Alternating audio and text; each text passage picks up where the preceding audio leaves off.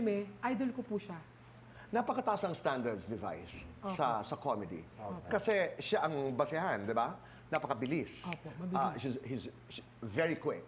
You know, does he impose yung standard na yun? Sa inyo? Yes. Kailangan po. Kailangan talaga, ganun talaga. At saka Oo. po, kasi di ba, pag hindi ka magaling sa craft mo, pwede kang tanggalin. Kahit hindi pa po kami sa Vice Comedy Club, kailangan po lagi kami magaling. Laging may bago. May baon. May baon. Kung may sitwasyon na may mangyayari, dapat agad-agad mong may iba yun. Oo. Is Vice the type who would actually show his appreciation or disappointment? Hindi naman po, Whatever pero that may be? Support Nakaka-tense naman siya. lang because you know, the superstar and the owner is watching, di ba? Opo. Ilang beses siya nang ginawa sa akin yan, parang 4 na beses.